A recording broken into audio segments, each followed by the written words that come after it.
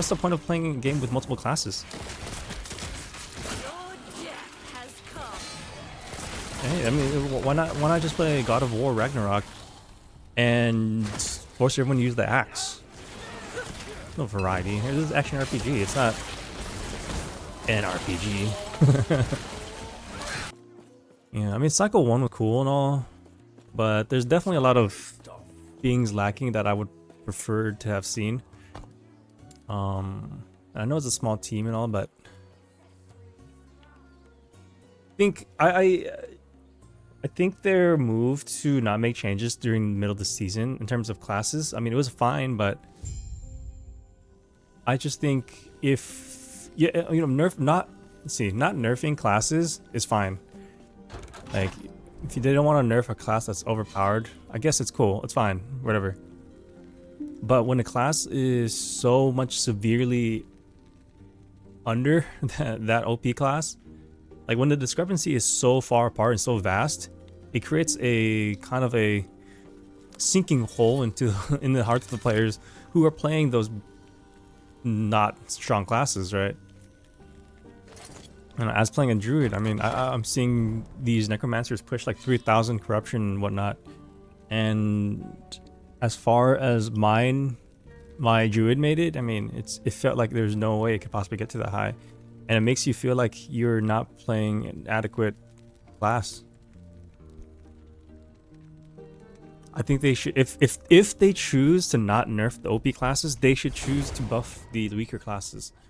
And if not, then I think you should definitely nerf the overpowered classes. Like, it's unlike Diablo 4. Diablo 4 is different. They nerfed every single class. That's different.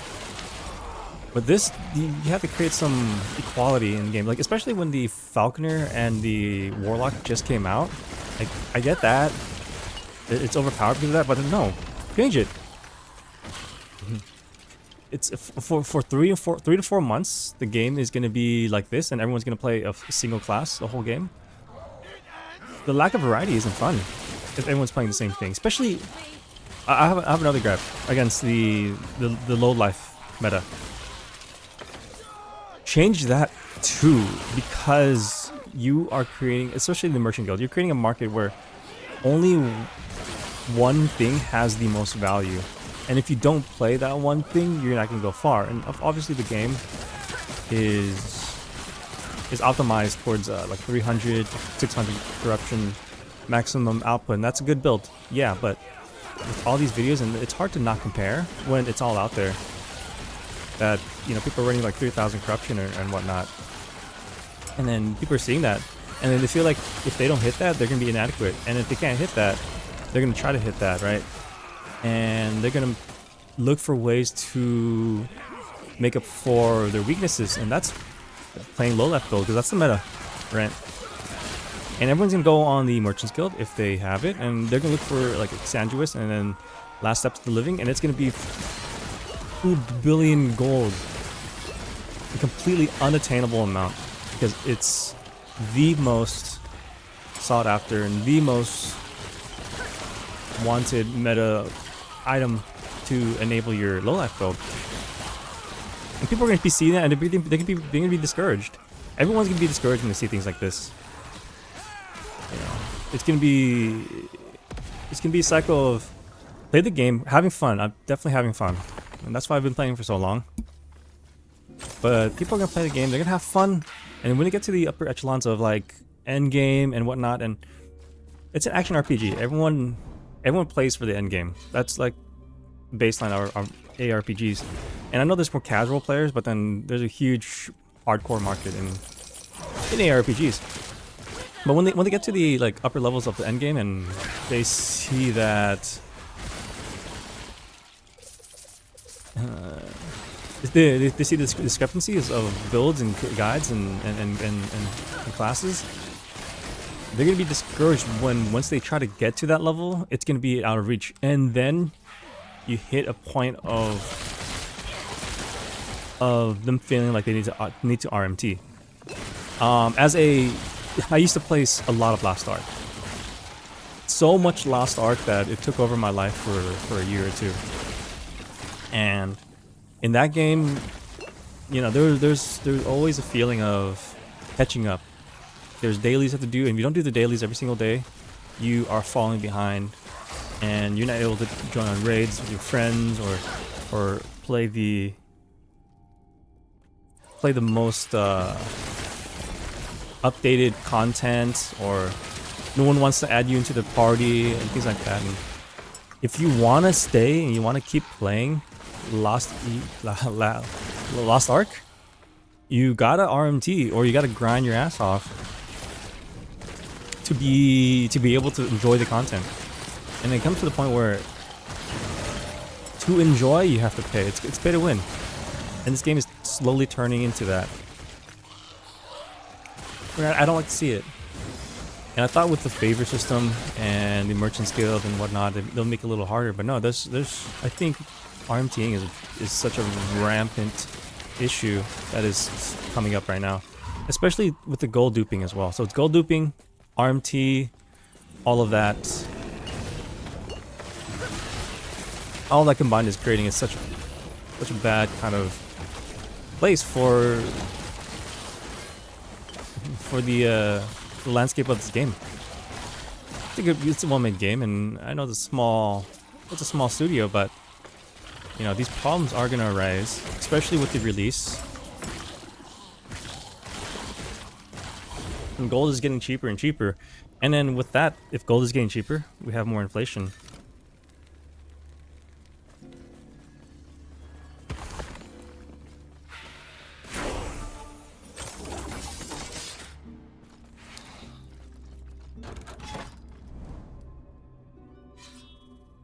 I don't know. I think I'm just ranting, but I don't like it where it's going, kind of. But at the same time, I know they're gonna fix it somehow. I know they'll fix it for cycle 2.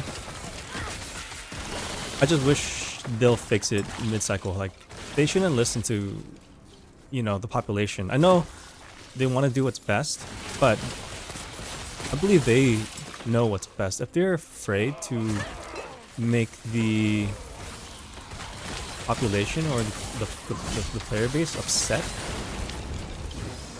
then I don't think you can't make everyone happy, right? If you keep trying to make everyone happy, you kind of lose sight of what you wanted the game to look like, or what you wanted your art to look like. It's your art, not theirs. It's for them to enjoy, yeah, but you know, it's like a restaurant. If people keep making substitutions, then it goes too far away from what you expected the dish to be. Like, you want pizza with no dairy? Yeah, then it's just like tomato pie, which is great. But is that what you wanted it to be? Is that what you wanted your art to be?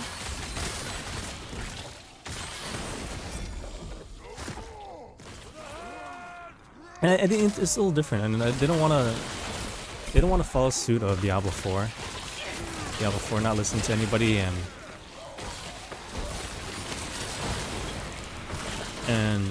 just kind of they're nerfing classes all over the place. They're nerfing content all over the place. They don't want to make that mistake. Yeah, I get it.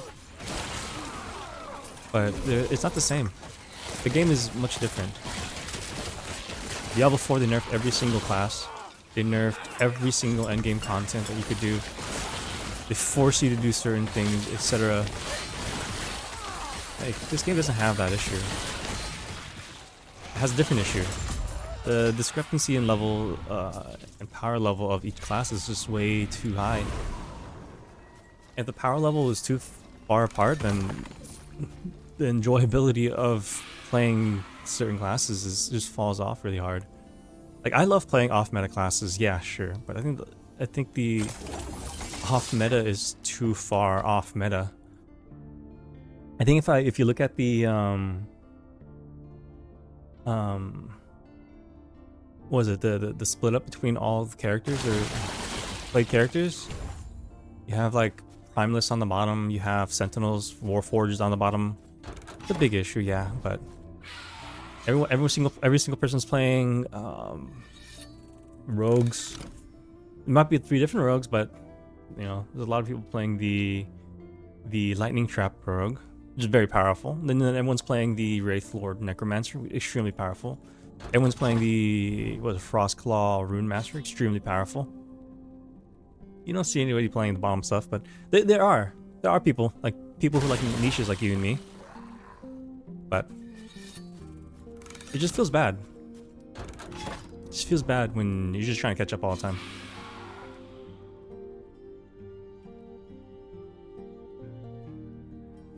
You know, I want to play more of this game, but I mean, obviously, the endgame content is lacking as well. But that's already known, and that's already kind of addressed. We're gonna get like pinnacle bosses and more content in cycle 2, and I'm okay with this. This is only cycle 1. I'm not too big on, you know, I'm not too worried on where the game's going in terms of content. Because, you know, they are announcing new content and new stuff, new things, stuff like that. But I think the main issue for me is how they're going to be addressing some issues and interactions. Much like the hero imbalances. I mean, if they do buff or nerf heroes, like seeing if it's best to change the leaderboards. No, I mean, you just leave the leaderboards, but you could also, you know, label which update or which patch the specific individual has made it on the leaderboards. You don't have to make a separate leaderboard, but kind of have a small label like, hey, this was 1 point blah blah blah blah, and then 1 point blah blah blah, and then that way you could also see how well changes are doing in terms of classes are going. Like if you see like druids make it to top 100, all druids can make it top 100 and 1.8 or it's whatever, then you know in that patch druids are overtuned. I think that's a better way to do it. Instead of like, you know, not make changes, not change leaderboard. I mean, yeah, don't change leaderboard, it's fine. But not make any changes at all in fear that it might, you know, deter player bases away. I think it's different than how it was in Diablo. You know, you're not nerfing every single thing. Give other things a little love. Because if you don't give people a little love, especially like imagine each class in each subclass that you're playing or people are playing, that's a small group of people. And if they don't get attention, they don't get any love, then they're not gonna want to play anymore. They're gonna what? Switch over to a necromancer? They could. What's the point of playing a game with multiple classes? Hey, I mean, why not just play God of War Ragnarok and force everyone to use the axe? There's no variety. This is action RPG. It's not an RPG. We're not playing all one individual character. We want to feel strong. We want to feel unique. It's unique to our story and our playthrough. You know. We all want to feel like we're important, and we want to feel like we made an impact. And that impact could be, you know, creating our own builds, doing things on our own, being very individual, being unique. But if everyone's playing the same thing, then I mean, yeah, we could all definitely play different things. It's you know, we could all play underpowered things. I do it all the time. But when it's just so far off, it just feels bad. And another thing too, a lot of interactions are, I don't know if they're working properly, especially in the druid tree. Here, I'll even show you.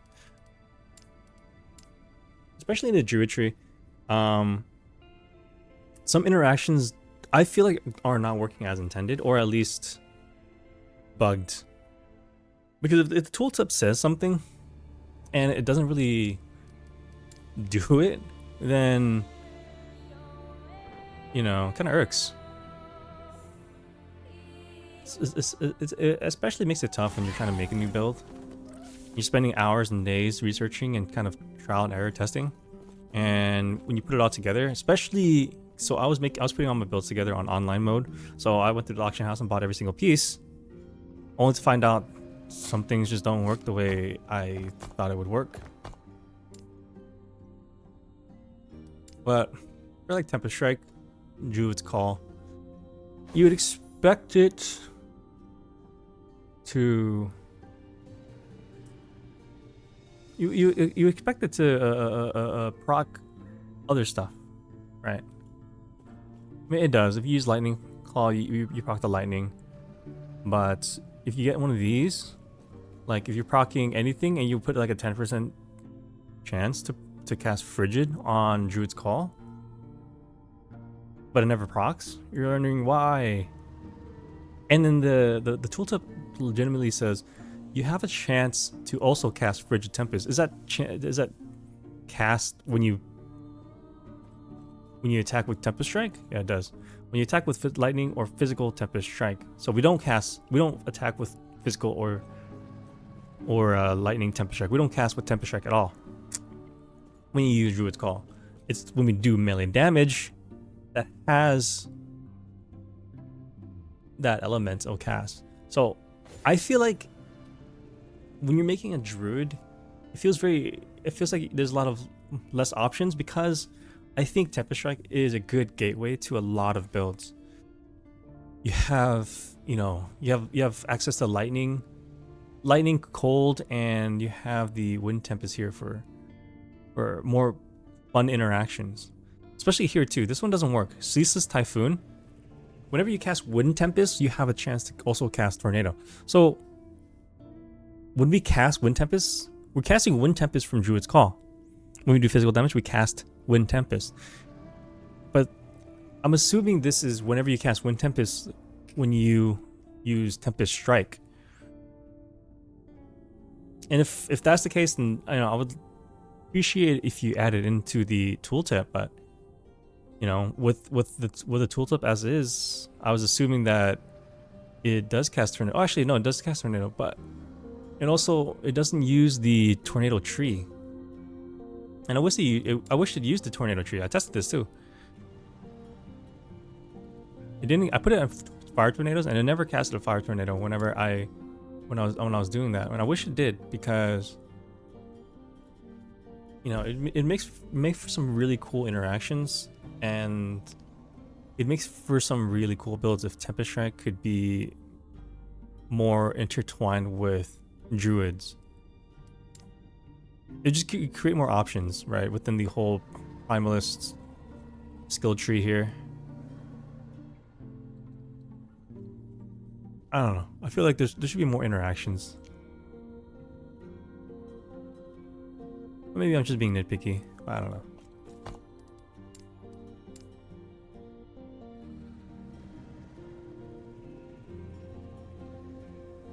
Maybe I'm just ranting too much. But I don't know. I have no desire to play the game right now because of, I don't know, all of these things.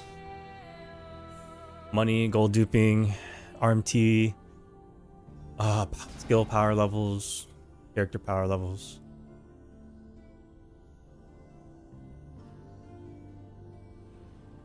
And all this for what, 3 to 4 months?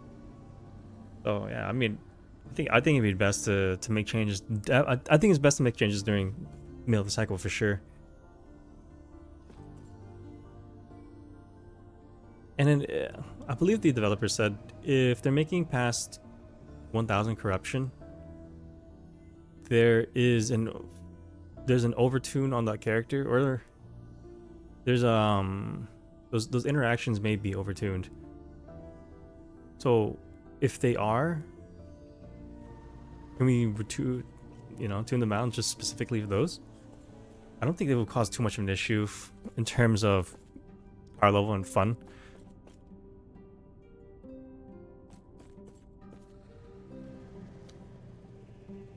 I mean, yeah, I think if I'm like a Torment Warlock and then I'm getting a huge nerf, sure, I'd feel a little bad, but at least the other classes will feel fine about it. Because I think a lot of people feel that way. If one thing's so much better than everything else. I guess you don't run into those like RMT issues and gold duping issues and Circle of Fortune, but that's getting nerfed for some reason. I think maybe people are going to Circle of Fortune a lot because of all the gold inflation in Merchant's Guild.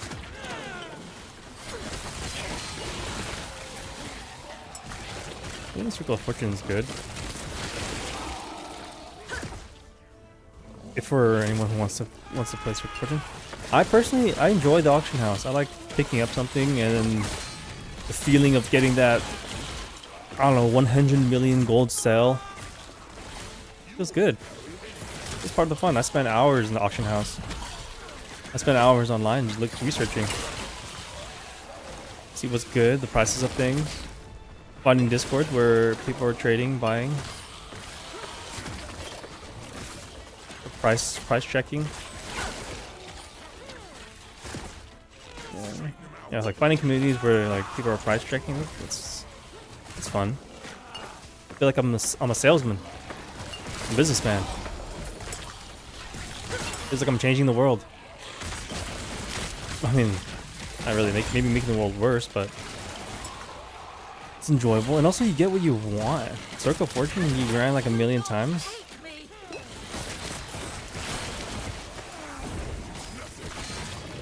I think both Circle of Fortune and Merchant's Guild both give you back the amount of time you put into it.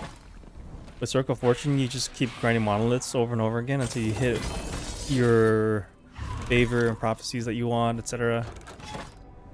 For Merchant's Guild, you do all the research to see what is going to sell for you. Great loot filters that are going to work for you ideally. Price check those constantly, see what the market's at. I think everything gives you back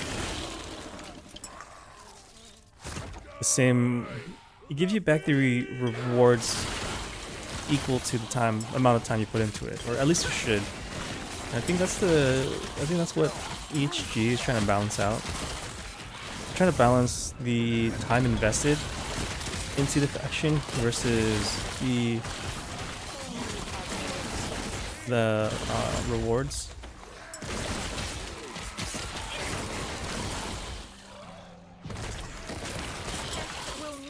That's okay. But the thing is with Merchant's Guild right now,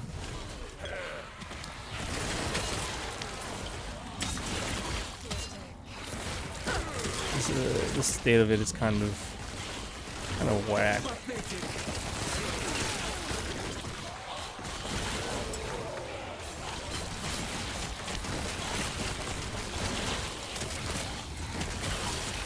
And the more discrepancies you make in the game,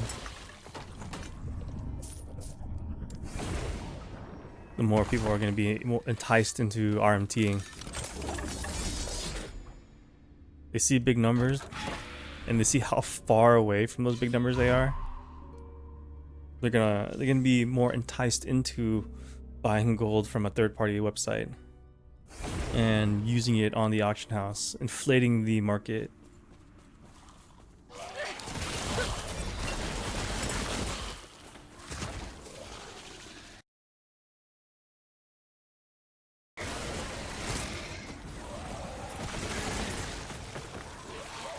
I think things costing like 1 billion gold and actually selling is kind of ridiculous, huh?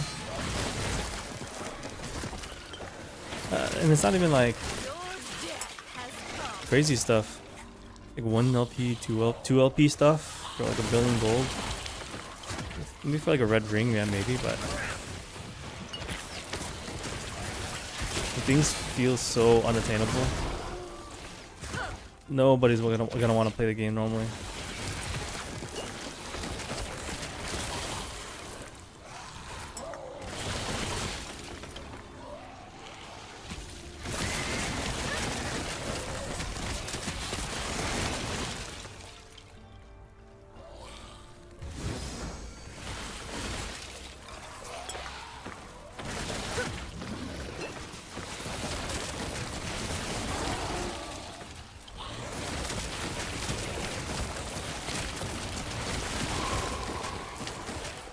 Especially when Especially when I'm trying to make like new builds all the time. I constantly kind of gotta keep buying new stuff. And buying new stuff ain't cheap. And when things ain't cheap, they really ain't cheap. So it's like, I'll buy something and it costs like, I don't know, 500k, maybe in like a mil. And it turns out to like not really work the way I wanted it to. It's kind of discouraging. I mean, now I do everything offline, but yeah, trial and error and testing. It'd be better if the market was at least the merchant guild market was a little bit better tuned.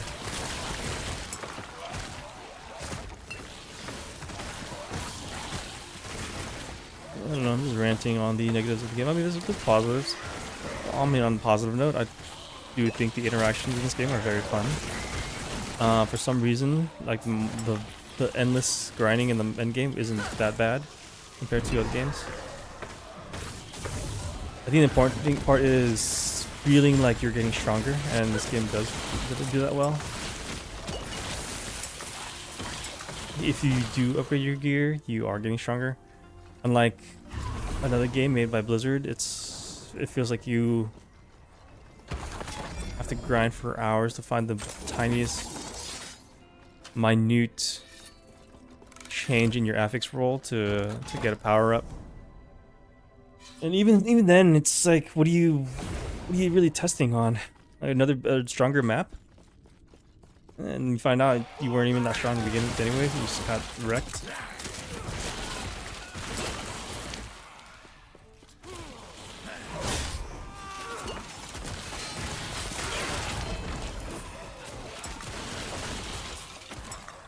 But this game's fun. I mean, there's a reason why I'm still playing it, kind of.